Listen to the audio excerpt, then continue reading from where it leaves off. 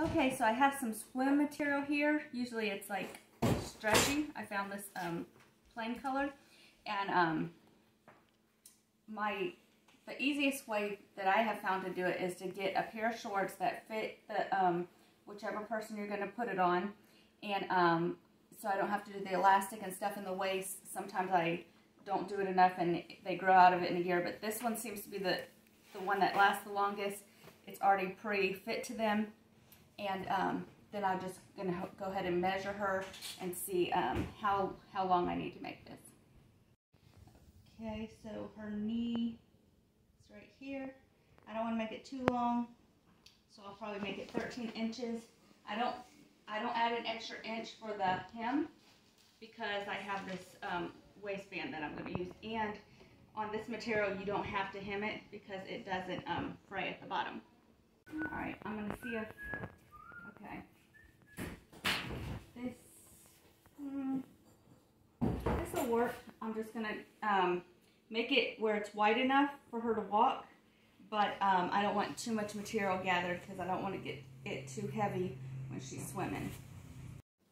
I try not to do a lot of like measuring like a pattern or anything. I'm just trying to use just simple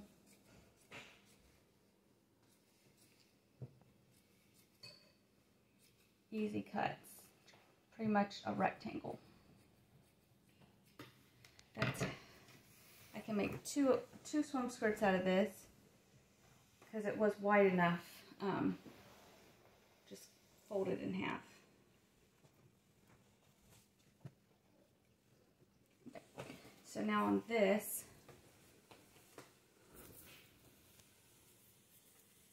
is going to be her waist band here, and I'm going to go ahead and measure.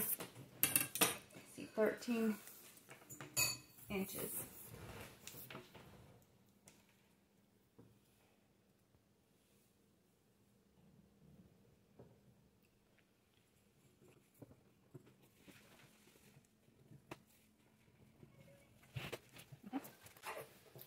Now all I have to do is connect these lines.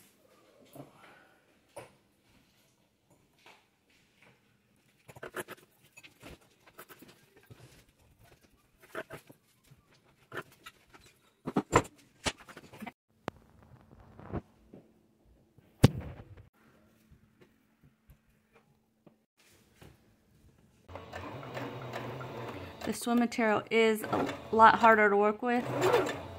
Sometimes you have to go really slow to get it to catch, but I found on this machine it seems like the faster I go, the more it catches. I'm going to line this up with here so this will be straight.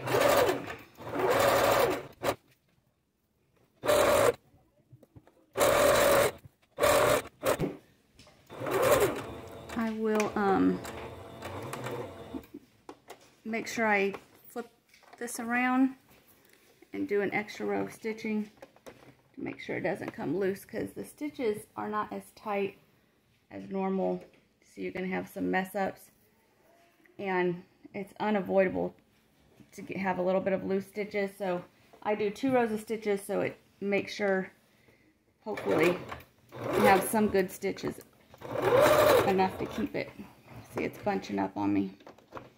Pull it out. It's not easy to work with.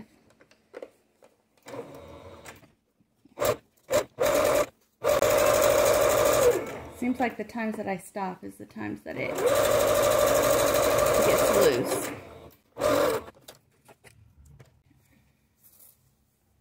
So I'll probably clean up some of this. Seems like it will be enough to hold it. I can't get it perfect on this one material. Okay, now you have the material out on the direction that you want it to see when you wear it.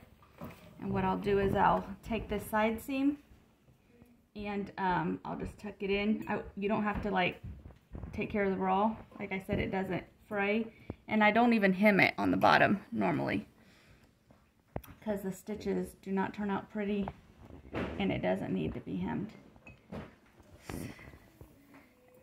So I'll take this and I'll stretch it as far as I can, and that will be my side seam, and I'll find the other side and pin it.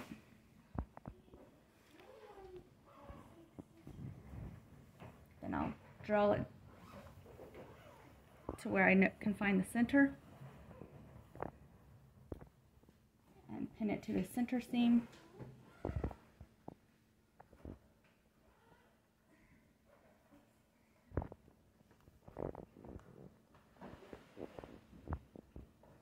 And I'll do the same thing in the back. Just find the center.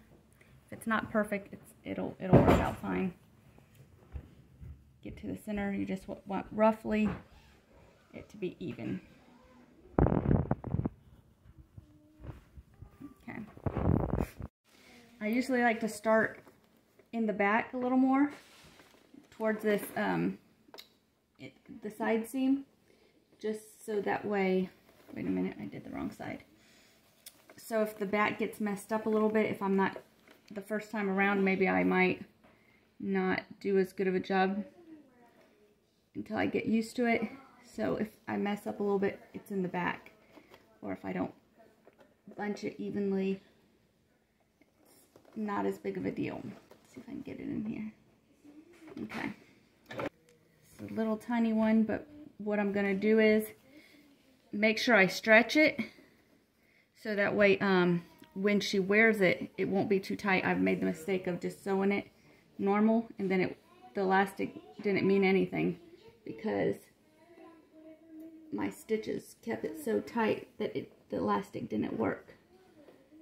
So when I sew, I make sure I pull it, and I'm going to try to work in all this extra material. I'm going to pull it from the back when I sew it. Let me see if I can do that again. It's so little, it's kind of hard to work with. But I'm going to try to pull it from the back when I sew and from the front so that it's stretchy, pulling it from the front, and so it still feeds into the machine from the back. So.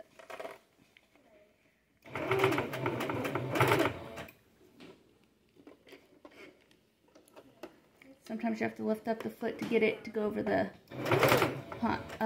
punch.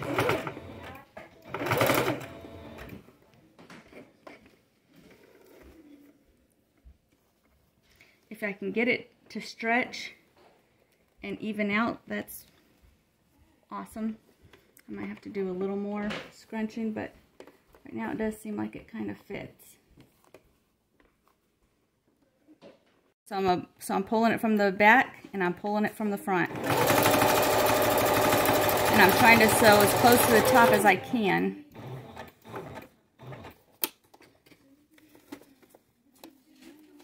Yeah, I'm going to have to bunch it a little bit here.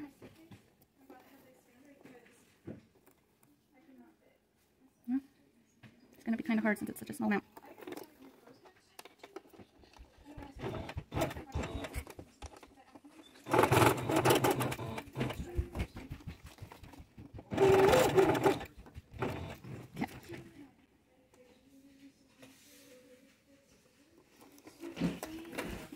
No matter if you have a lot here or a little, all you have to do is make sure you work it in to where it'll be even by the time you get to the other needle. And it looks like this might be close. We'll see. With these, you really gotta pull the back to get it to keep going. You really gotta pull the front to make sure the elastic's stretched out as far as it can go.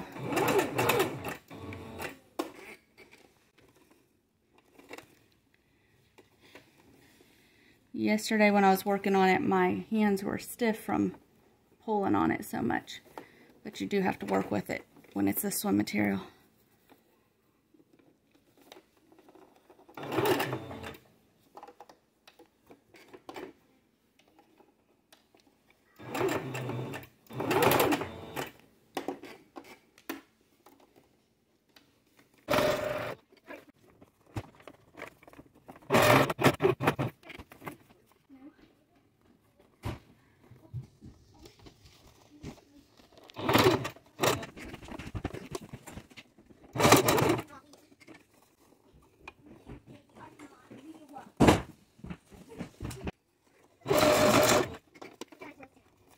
I always go around twice. I've met the end of it, but I always go around twice, and I make sure I pull it tight when I do it, so again I don't make the stitching so tight that the elastic doesn't work.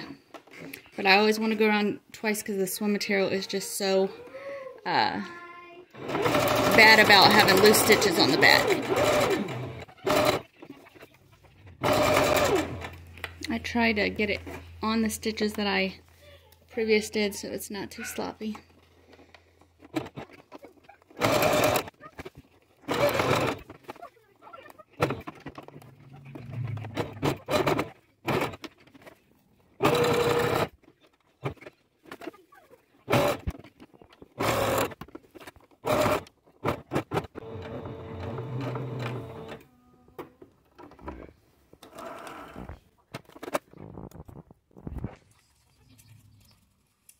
It has some bad stitches underneath.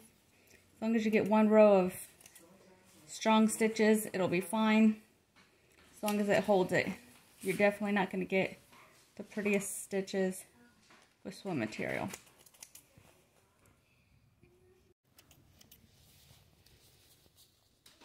The good thing about this is all you have to do is worry about wrapping the material around this and getting it sewn on.